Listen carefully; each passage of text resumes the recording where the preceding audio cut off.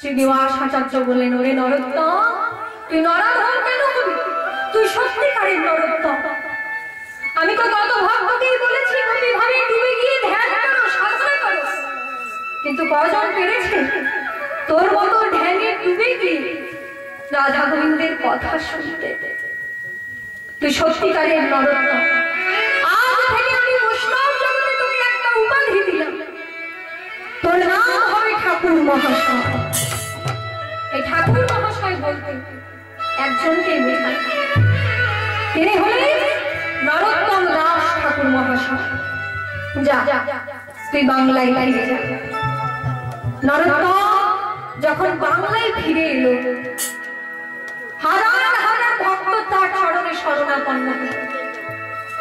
এমনকি ব্রাহ্মণরাও তার কাছে দীক্ষা নিতে শুরু করলো। তিনি নিজে ব্রাহ্মণ না, কিন্তু অনেক ব্রাহ্মণ ভক্ত তার কাছে দীক্ষা নিয়েছিলেন। এবার ধ্যান করছে নরোত্তম। ধ্যান করতে করতে ধ্যান ভাঙছে না। একদিন, দুদিন, 3 দিন ধ্যান ভাঙতো না, এইরকম দিন হয়েছে। একবার এমন হলো, একটানা 7 দিন ধ্যান করছে, ধ্যান আর ভাঙছে না। তখন দুষ্ট লোকেরা অপপ্রচার করতে লাগলো, বেটা নরোত্তম নিজে ব্রাহ্মণ না হয়ে ব্রাহ্মণদের ঘরে ঘরে দীক্ষা দিয়েছে, ঘরে ঘরে ব্রাহ্মণদের দীক্ষা দিয়েছে। সেই পাপে বেটার কথা বন্ধ হয়ে গিয়ে মারা গেছে। আর ও শিষ্যরা বলে বেড়াচ্ছে, গুরুদেব আমার ধ্যানে মগ্ন, সে কি নরোত্তমের দেহটাকে চিতায় তুলে দাও। তা না হলে নরোত্তমের দেহ পচে গলে রোগ ব্যাধি ছড়াবে। নরোত্তমের দেহটা যখন চিতার উপর তুলে দেওয়া হলো,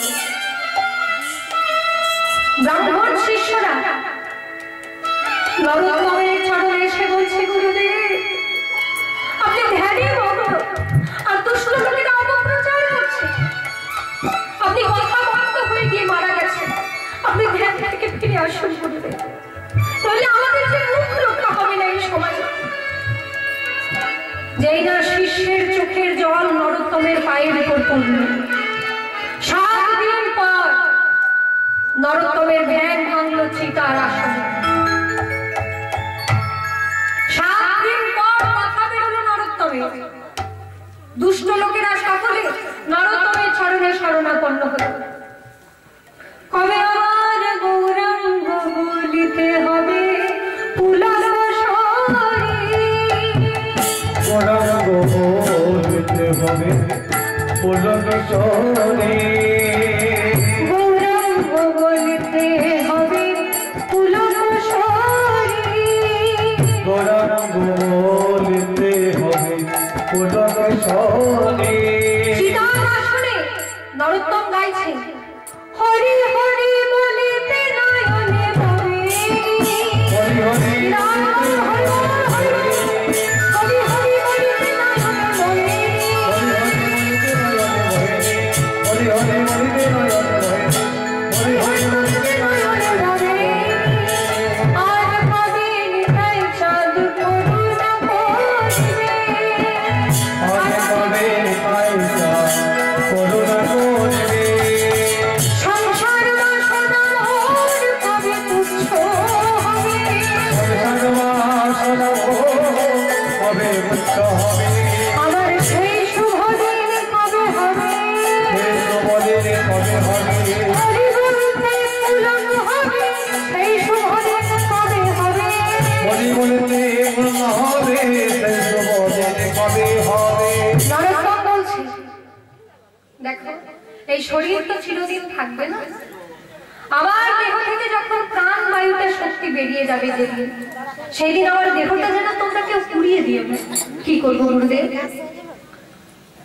আমার এই দেহ থেকে যখন প্রাণ বায়ু বেরিয়ে যাবে, তখন আমার এই দেহটাকে তোমরা পদ্মা নদীর জলে ভাসিয়ে দেবে, গঙ্গার জলে ভাসিয়ে দেবে, সেখান থেকে পদ্মা নদীতে ভেসে যাবে আমার এই দেহ।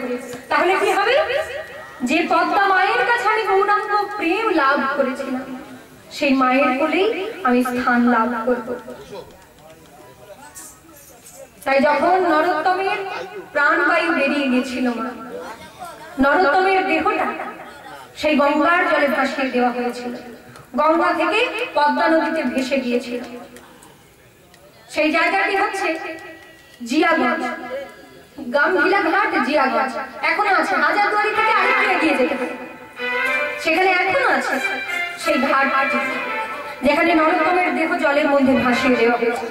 এবং যখন নরোত্তমের দেহ জলের মধ্যে ভাসিয়ে দেওয়া হলো, নরোত্তমের দেহ কিন্তু পচে গলে যায়নি, দুধ হয়ে বিলীন হয়ে গিয়েছিল। পচে গলে যায়নি, দুধ হয়ে বিলীন হয়ে গেল। কেন হবে না? স্বয়ং চৈতন্য মহাপ্রভু যাকে কোলের মধ্যে দুগ্ধ পান করিয়েছেন, সেই দেহটা তো দিব্য দেহ হয়ে আছে। আমাদের এই সাধারণ দেহের সঙ্গে সেই দেহটাকে তুলনা করলে চলবে না। দুধ হয়ে বিলীন হয়ে গেল। রূপ রঘুনাথ পদে রঘুমান, রূপ রঘুনাথ পদে রঘুমান, প্রার্থনা করো ঈশ্বর নরোত্তম দাস। আমি আর কিছু চাই না, আর কিছু চাই না, আর কিছু চাই না, আর কিছু চাই না, জন্মে জন্মে মতি থেকে আর কিছু চাই না, জন্মে জন্মে মতি থাকে আর কিছু চাই না। সকলে দুটি বাহু তুলে বলুন, বৈষ্ণব আচার্য কীর্তন আচার্য নরোত্তম দাস ঠাকুর কি। জয়। হরে কৃষ্ণ কৃষ্ণ কৃষ্ণ